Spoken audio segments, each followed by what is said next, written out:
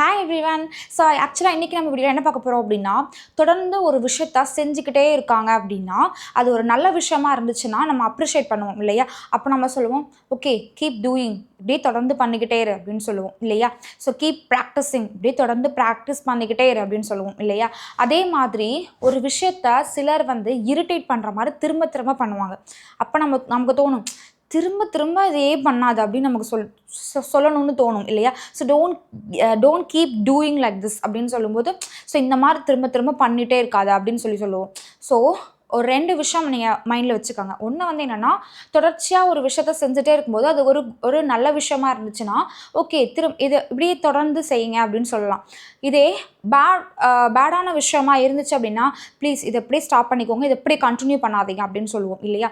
So இந்த 2 விதமான situation இருக்குது. இதை எப்படி யூஸ் பண்ணணும், இதுக்கான சென்டென்ஸ் ஸ்ட்ரக்சர் என்ன அப்படின்றது ஆல்ரெடி நான் வீடியோ அப்லோட் பண்ணியிருக்கேன். அந்த லாஸ்ட் வீடியோவில் அப்லோட் பண்ணேன். அந்த வீடியோட லிங்க்கை நான் டிஸ்கிரிப்ஷனில் கொடுக்குறேன். இந்த வீடியோட எண்டில் நான் அதை கொடுக்குறேன், நீங்கள் அதை வாட்ச் பண்ணலாம். அதே சமயம் அதை பேஸ் பண்ணி ஒரு ஃபியூ எக்ஸாம்பிள் சென்டென்ஸ் வந்து நான் அந்த வீடியோலேயே கண்டினியூவாக சொல்லணும்னு நினச்சேன். பட் அது ரொம்ப லாங்காக போனதுனால தனியாக வீடியோ அப்லோட் பண்ணலாம் அப்படின்னு நான் டிசைட் பண்ணேன். பட் இது ரொம்ப உங்களுக்கு யூஸ்ஃபுல்லான ஒரு வாக்கியங்கள், இந்த வாக்கியங்கள் சரியா? ஸோ இதை வந்து ஒரு சென்டென்ஸாக நான் சொல்லி தமிழ் மீனிங்கை சொல்லிக்கிட்டே வரேன், கவனிச்சுக்கிட்டே வாங்க. என் கூட சேர்ந்து நீங்களும் இந்த சென்டென்ஸை வாயில் ப்ரொனவுன்ஸ் பண்ணிக்கிட்டே வாங்க. சொல்லிக்கிட்டே வந்தீங்கன்னா அது உங்களுக்கு நல்ல ப்ராக்டிஸாக இருக்கும். Okay done. ஃபர்ஸ்ட் சென்டென்ஸ் பாருங்கள், கீப் கிளீனிங் யுவர் ரூம் அப்படின்னு சொல்லியிருக்கு.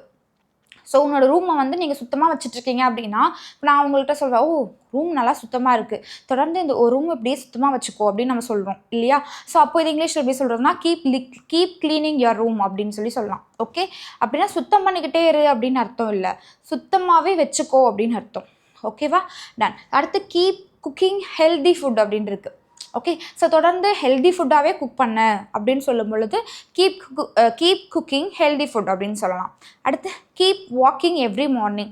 ஸோ தொடர்ந்து நீங்கள் டெய்லி நடந்துகிட்டே இருக்கீங்க, அப்போது வந்து ஓகே நீ இப்படி வாக் பண்ணிக்கிட்டே இருந்தால் டெய்லியும் உனக்கு உடம்புக்கு வந்து ரொம்ப நல்லது, ஹெல்த்தியாக இருப்ப, ஆரோக்கியமாக இருப்ப அப்படின்னு சொல்லும் பொழுது okay keep walking every morning நீ இந்த மாதிரி வாக் பண்ணிக்கிட்டே இரு அப்படின்னு நம்ம ஒருத்தரை வந்து மோட்டிவேட் பண்ணுறதுக்கு இந்த வாக்கியங்கள்லாம் உபயோகப்படுத்துவோம். அப்போது கீப் வாக்கிங் எவ்ரி மார்னிங் அப்படின்னு சொல்லலாம். அடுத்து கீப் ஒர்க்கிங் ஹார்ட் அப்படின்னு சொல்லலாம்.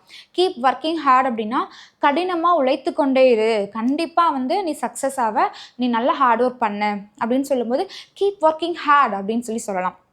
ஓகே கீப் ட்ரையிங்னா தொடர்ந்து முயற்சி செஞ்சுக்கிட்டே இரு, நீ கண்டிப்பாக வின் பண்ணுவ, அப்போது தொடர்ந்து முயற்சி செய்து கொண்டே இரு அப்படின்னு சொல்லும் பொழுது கீப் ட்ரையிங் அப்படின்னு சொல்லலாம். அடுத்து கீப் டூயிங், தொடர்ந்து அப்படியே செஞ்சுக்கிட்டே இரு, கண்டிப்பாக இது ஒரு நல்ல ரிசல்ட்டை கொடுக்கும் அப்படின்னு சொல்லும்போது கீப் டூயிங் அப்படின்னு சொல்லலாம்.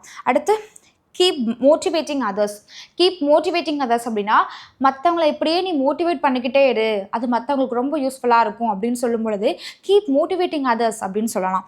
அடுத்து கீப் ஸ்மைலிங். ஸோ எப்பவும் எப்படி ஸ்மைலிங்கோடவே இரு, அது உனக்கு ரொம்ப ப்ளசண்ட்டாக இருக்கும் அப்படின்னு சொல்லும் பொழுது கீப் ஸ்மைலிங் அப்படின்னு சொல்லலாம். அடுத்து கீப் கோயிங் அப்படின்னா ஒருத்தர் ஒரு நல்ல விஷயம் செய்கிறாங்க அப்படின்னா ஓகே குட் கீப் கோயிங் அப்படின்னா ஓகே குட் சூப்பர் இப்படியே போய்கிட்டே இரு, இப்படியே கண்டினியூ பண்ண அப்படின்னு சொல்லும்போது கீப் கோயிங் அப்படின்னு சொல்லலாம். ஓகே ஸோ நீங்களும் மற்றவங்க யாராவது இந்த மாதிரி நல்ல விஷயம் செய்யும்போது கீப் கோயிங்னு சொல்லி அப்ரிஷியேட் பண்ணலாம். அடுத்து கீப் ஸ்பீக்கிங் இன் இங்கிலீஷ் அதாவது இங்கிலீஷில் பேசுகிறத தொடர்ந்து பேசிக்கிட்டே இரு. தொடர்ந்து பேசிட்டேன்னா நாள் முழுக்க 24 மணி நேரமும் பேசிக்கிட்டே இருந்தேன் அப்படின்ற அர்த்தம் வராது.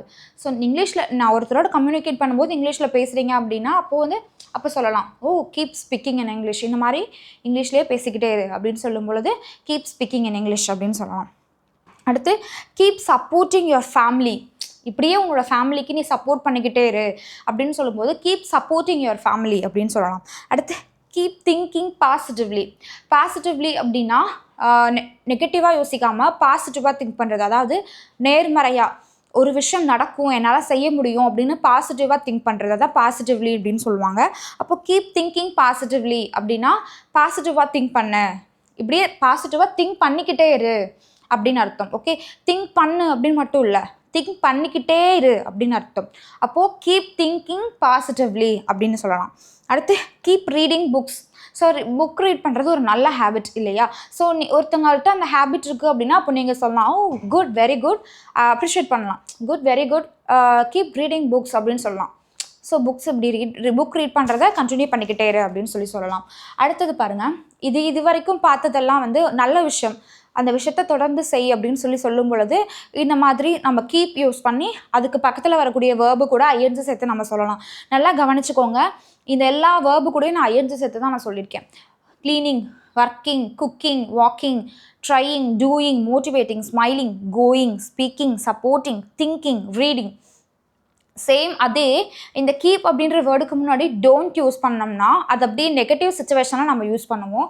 என்ன அப்படின்னா, டோன்ட் கீப் கம்ப்ளைனிங் அதர்ஸ், மற்றவங்களை கம்ப்ளைண்ட் பண்ணிக்கிட்டே இருக்கிறத ஸ்டாப் பண்ணு அப்படின்னு சொல்லும்போது டோன்ட் கீப் கம்ப்ளைனிங் அதர்ஸ் அப்படின்னு சொல்லலாம். அடுத்து டோன்ட் கீப் பிளேமிங் அதர்ஸ் அப்படின்னா மற்றவங்களை ப்ளேம் பண்ணுறத ஸ்டாப் பண்ணு. அதாவது ப்ளேம் பண்ணுறதுனா மற்றவங்கள குறை சொல்லிகிட்டே இருக்கிறது.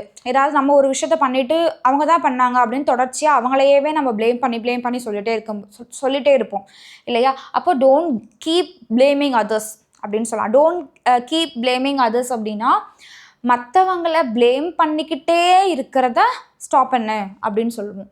Don't keep making the same mistake, எப்போ பார்த்தாலும் இந்த மிஸ்டேக்கே பண்ணுற, இதே மிஸ்டேக்கை திரும்ப பண்ணிக்கிட்டே இருக்காத அப்படின்னு சொல்லும் பொழுது don't keep making the same mistake அப்படின்னு சொல்லலாம். அடுத்து டோன்ட் கீப் லாஃபிங், ஒருத்தர் வந்து சம்மந்தமே இல்லாமல் சிரிச்சுக்கிட்டே இருப்பாங்க, அப்போ டோன்ட் கீப் லாஃபிங் அப்படின்னு சொல்லலாம்.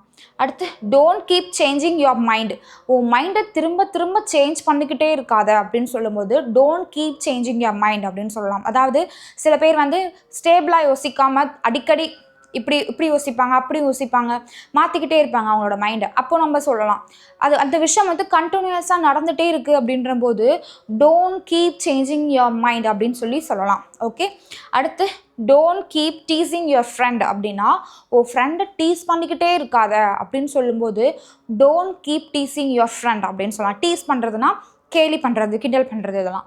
So don't keep teasing your friend அப்படின்னு சொல்லலாம். அடுத்து டோன்ட் கீப் ஓவர் திங்கிங், சில பேர் வந்து நார்மலாக இருக்கும்போது ஓவர் திங்கிங் பண்ணிகிட்டே இருப்பாங்க, எதையாவது ஒன்று திங்க் பண்ணிக்கிட்டே இருப்பாங்க. ஸோ அப்போது அந்த இடத்துல டோன்ட் கீப் ஓவர் திங்கிங் அப்படின்னு சொல்லலாம். அடுத்து don't keep repeating the same story, சும்மா சொன்ன கதையை திரும்ப சொல்லிக்கிட்டே இருக்காது அப்படின்னு சொல்லுவோம் இல்லையா? ஸோ அப்போது அந்த இடத்துல don't keep repeating the same story அப்படின்னு சொல்லலாம். அடுத்தது டோன்ட் கீப் டிஸ்டர்பிங் அதர்ஸ், மற்றவங்களை டிஸ்டர்ப் பண்ணிக்கிட்டே இருக்காத, மற்றவங்கள டிஸ்டர்ப் பண்ணாத அப்படின்னு சொல்லலை, மற்றவங்கள டிஸ்டர்ப் பண்ணிக்கிட்டே இருக்காத அப்படின்னு சொல்லுவோம் இல்லையா? அப்போ அந்த இடத்துல டோன்ட் கீப் டிஸ்டர்பிங் அதர்ஸ் அப்படின்னு சொல்லலாம். Okay, don't keep interrupting others அப்படின்னா மற்றவங்க செய்கிற வேலைகளை நீ போய் இன்டரப்ட் பண்ணாத. இன்டரப்ட் பண்ணுறதுனா இடையூறு பண்ணுறது, நடுவில் பூந்து போயிட்டு நீ அப்படி செய் இப்படி செய்யன்னு சொல்லிட்டு நடுவில் குறுக்கு பூந்து ஏதாவது நம்ம குழப்பி விடுவோம் இல்லையா? ஸோ அந்த சுச்சுவேஷனில் இந்த இன்டரப்ட் அப்படின்ற வேர்டு யூஸ் பண்ணுவோம். அப்போ டோன்ட் கீப் இன்டரப்டிங் அதர்ஸ் அப்படின்னா மற்றவங்கள போயிட்டு இன்டரப்ட் பண்ணாத அப்படின்னு அர்த்தம். டோன்ட் கீப் லாஃபிங் ஃபார் நோ ரீசன், எந்த ஒரு ரீசனுமே இருக்காது, சிரிச்சுக்கிட்டே இருப்பாங்க. அப்போது டோன்ட் கீப் லாஃபிங் ஃபார் நோ ரீசன், எது ஒரு ரீசனும் இல்லாமல் அதுக்காக சிரிச்சுட்டே இருக்காத அப்படின்னு சொல்லும் பொழுது டோன்ட் கீப் லாஃபிங் ஃபார் நோ ரீசன் அப்படின்னு சொல்லலாம். Okay, done. ஸோ இப்போ உங்களுக்கு நான் ஒரு வாக்கியம் சொல்கிறேன். டெய்லியும் தொடர்ச்சியாக ப்ராக்டிஸ் பண்ணிக்கிட்டே இரு அப்படின்னு சொல்லும்போது இது எப்படி இங்கிலீஷில் சொல்கிறது அப்படின்றத கமெண்ட்டில் சொல்லுங்கள். Okay, done. ஸோ இந்த சென்டென்ஸ் எல்லாமே உங்களுக்கு ரொம்ப யூஸ்ஃபுல்லாக இருந்திருக்கும் நம்புறேன். அண்ட் இதை டெய்லியும் டே டு டே லைஃப்பில் இங்கிலீஷில் பேசும்போது உபயோகப்படுத்துங்க.